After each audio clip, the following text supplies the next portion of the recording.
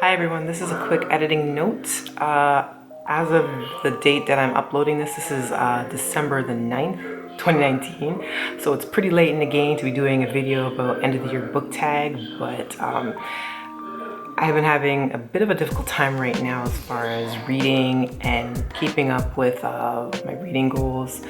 So yeah, I've been hit with a massive reading slump, and this is the footage that I have in my archives, so I'm just gonna release it out into the YouTube atmosphere anyways. I hope you enjoy, and thanks for stopping by.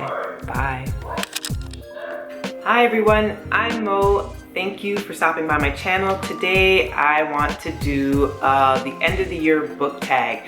So just cleaning up any loose ends on some books that I want to read and stuff that I haven't gotten to yet, and just give my general feelings or thoughts about my reading life this year, I guess. So yeah, I'm pretty late. I have been so behind in filming videos and trying to be on the social media kick, and yeah, I'm just falling behind. There's other projects I want to do, but the really good thing is that I have met my Goodreads challenge for this year. So I challenged myself to read 50 books, which is why I started doing a lot more social media stuff and gearing my channel more towards books, because I really wanted to challenge myself, and I got there.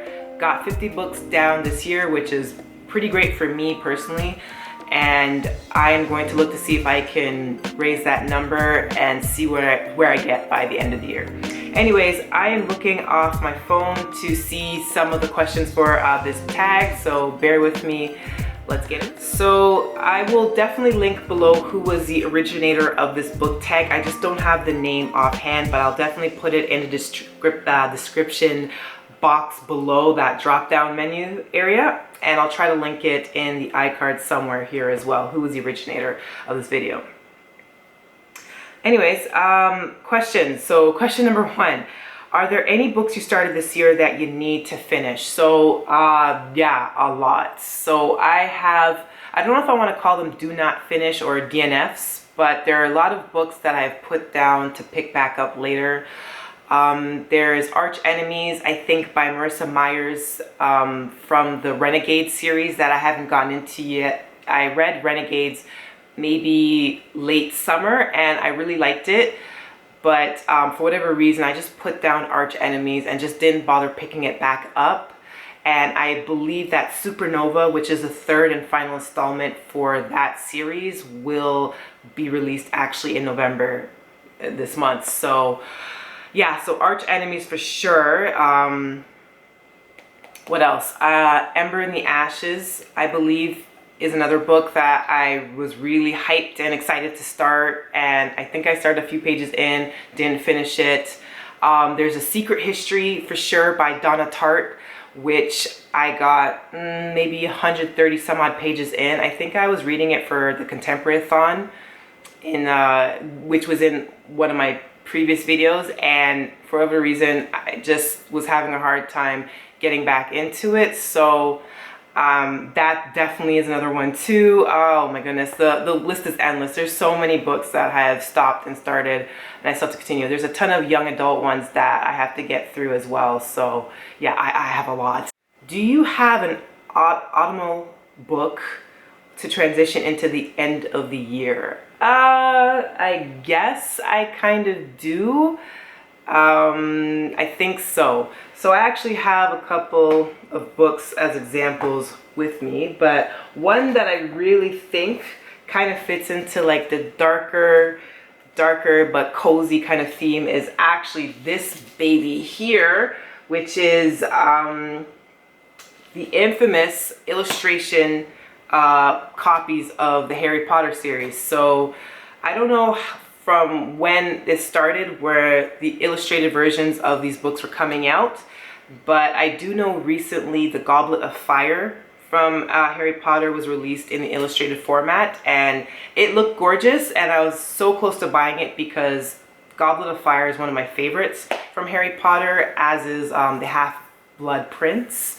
But I also really liked Prisoner of Azkaban, and this was released a while back. And these are not cheap, especially in Canadian dollars. This is like 50 bucks. I think I got some percentage off because I'm constantly in my Canadian bookstore chapters, and they have a ton of deals for like members. So I think I got a good percentage off, but these are not cheap puppies at all. But between Prisoner of Azkaban and Goblet of Fire, I really like the illustrations of Prisoner of Azkaban. So I ended up actually picking this one up instead, even though it's older. So this definitely, I think, will be perfect for this time of year, like late fall. And obviously, Prisoner of Azkaban is a huge favorite among many Harry Potter fans. I wouldn't call myself the biggest Harry Potter fan, but I did enjoy the series a lot. I did enjoy the movies a lot. And I know that stylistically, Prisoner of Azkaban was gorgeous. Now, whatever you feel about the movie and the plot points that they left out, etc., that's neither here nor there. But I know that the world, both in the movie and the book, got considerably darker and started to mature and age the series, and the readers started to get into a lot more darker concepts, which is what I loved. It's one of the things that I think I really responded to well with what J.K. Rowling did. Was with every novel, the stakes got higher and the content started to get more and more adult as the readers grew with the ongoing series. So this kind of, in my opinion, fits the autumn, more darker winter vibe check that you're going for, I guess. Did I just say a bunch of words? Yeah. Okay, so third question, is there a new release you're still waiting for? There is two. Technically, one of the new releases that I've been waiting for has released, and I just freshly got it, which I'm really excited about. And it is The Starless Sea by Erin Morgenstern. So Erin Morgenstern famously wrote The Night Circus, which is a huge cult favorite. A lot of people love that book. Talk about it being very lyrical, magical, atmospheric.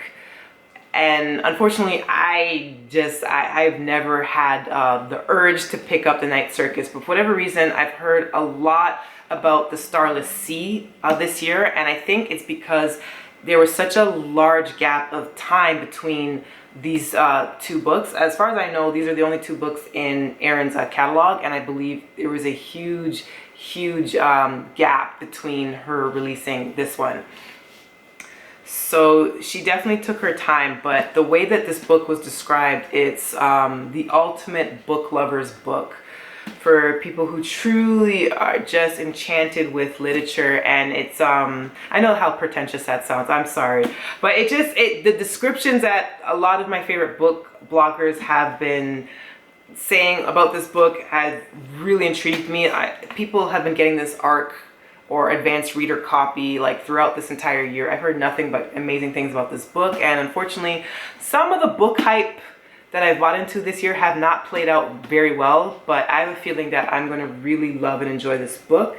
I wish I could give you a premise about it, a basic premise or run through, but I'm not even really sure myself how to describe it, other than a young man happens to discover a book that depicts a past occurrence that happened in his life, and he's brought into this really unique world, and I think there's a pirate in it, and it's very much character driven, and there's a beautiful romance in it, and it's just gorgeous literature. So I'm actually really looking forward to this one. So this was definitely anticipated new release that I am dying to get into.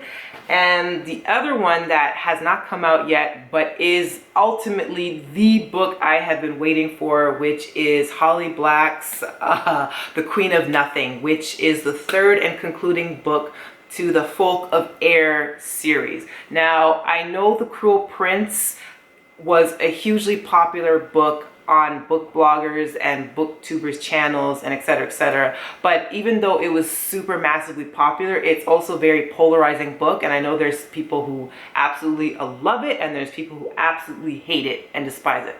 I am in the category of those who love it. So I love The Cruel Prince. I thought it was amazing. I love the character of Jude, who is brought into this fae world with her sisters, because one of her sisters is half fae, and this red cap warlord who becomes her father figure ends up bringing her into this world, and she's bullied relentlessly by these cruel fae creatures, and one of them happens to be a cruel prince by the name of Cardin, and they have this very problematic push and pull type relationship where he bullies her relentlessly, and she's just trying to survive in this unique world that's somehow in the underbelly of the real world. It's just a really, really fun book, and the character of Jude is just so bloodthirsty and vengeful and angry.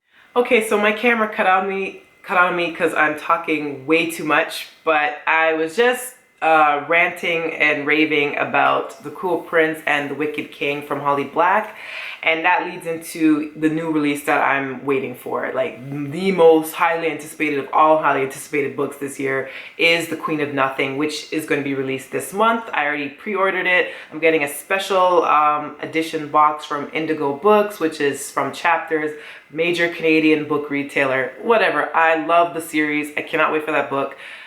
I'm really hoping that it's everything that I anticipate it will be, because I love the two previous books, and I'm going into the third book completely blind.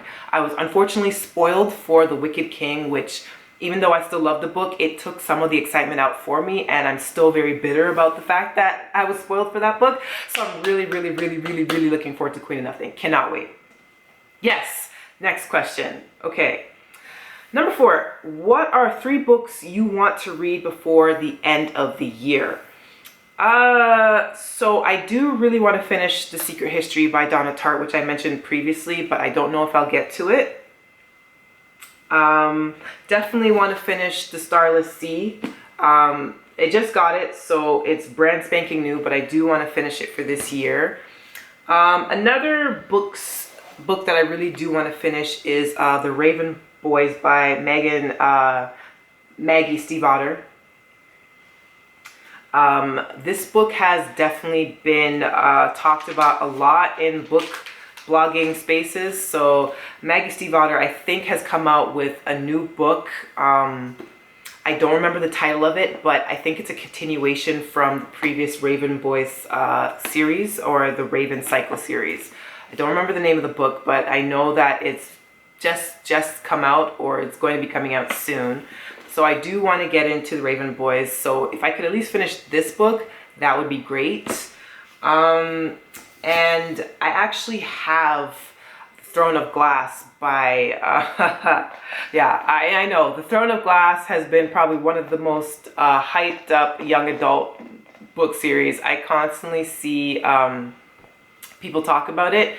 So I preemptively got the entire series because I was able to get a beautiful set of the hardbacks for a really great discounted price, and I ended up liking the novellas to the series. Throne of Glass, the first book of that series, was kind of but I really like the prequels and the novellas to it, so I'm really curious to see how the rest of the series plays out. And I know a lot of people had a lot of great things to say about the final book of the series called The Kingdom of Ash, so I kind of want to get into that, but I have a feeling that series will probably have to be pushed into 2020, so I might actually do like an entire series of me reading that book series for the first time. Oh my goodness, I am talking so much. Next question, is there a book that you think could still shock you and become your favorite book of the year? Yeah, that is what I'm hoping The Queen of Nothing is for me. I'll be honest, 2019 for the most part has been very ho-hum as far as book releases, definitely the new releases. There has not been one book in particular that has really rocked my socks. I have given out 4-star, 4.5, 5-star reviews, so I have read good books, but none of them have blown me away, which is really unfortunate because I felt like in previous years I've had at least 2 to 3 to 4 books that I could say, yes, these are amazing, incredible, mwah, chef kiss, spectacular. And this year has been very very dry for me, unfortunately. And I'm someone that absolutely loves reading, and I don't like feeling blasé about books. It makes me very uncomfortable because that's like one of my absolute favorite pastimes. So if nothing's really appealing to me, then it's like, what's going on? It's kind of weird. I feel like I've read fan fiction that has excited me more than actual publicized novels, which is an interesting area to be in, so to speak. So I don't know. I don't know. Other than Queen of Nothing, I don't really expect anything that's going to be coming out in the next month or so to really blow my socks. And even the current reads, I do expect to read some great stuff, but I don't know if anything's really going to shock me and completely shake the foundation of my world. I hope so. I really need the Queen of Nothing to be a good read. I really do. I love that series so much. I have so much faith in Holly Black to conclude in the most bloodiest and gruesome of ways and still be satisfying. So that's a pretty tall order, but I really truly believe that she can meet that expectation. So I need her to. Okay, so leading into the last question, and I need to wrap this up because my camera is overheating like crazy. Have you already started making reading plans for 2020? So I just mentioned, but I definitely think I'll be getting into the Throne of Glass series. I have the entire book set, and I definitely want to finish that and see if it meets the hype, because there have been so many people have talked about that series from when I started watching YouTube specifically for book reviews, and particularly in fantasy and young adult fantasy. I've heard nothing but rave reviews about Throne of Glass this, Throne of Glass that, blah, blah, blah. So I had the series. The novella or the prequels were great. I really enjoyed those. I did not enjoy the first book, Throne of Glass itself. So I'm curious to see how the rest of the series plays out for me. Hopefully it's a good one. As far as reading plans as well, there's definitely a lot of books that I have in my bookshelf that I still need to get on. I know that, funny enough, there is Dark Dawn by Jay Kristoff, which I probably should have mentioned earlier in the videos, of one of the books that I would like to finish reading. It came out. I have the final copy with the autograph in it, and I actually enjoyed Nevernight, and I really enjoyed Godsgrave, but yet for whatever reason I've been putting off reading Dark Dawn. And Jay Kristoff actually gave some spoilers, or not so much spoilers, but he pretty much prophesized like how things were going to turn out, and that a lot of readers were not going to be particularly happy with the ending, but it would be the most true ending for that book series. So I don't know if I'm putting it off because I'm scared that I'm not going to like the ending, or it's just not going to meet my expectations, because so many of the books that I've read this year haven't really met my expectations. So I might be pushing it into 2020. I don't know. I don't know. Throne of Glass for sure for 2020. Maybe I'll reread Harry Potter again for 2020. I have a lot of side projects that are in the back burner too for 2020, so I don't know. It's going to be a surprise, I guess, but that's it for the end of the year book tag for me. Thank you for watching. If you even made it to this point, thank you, and I hope to see you in the next video.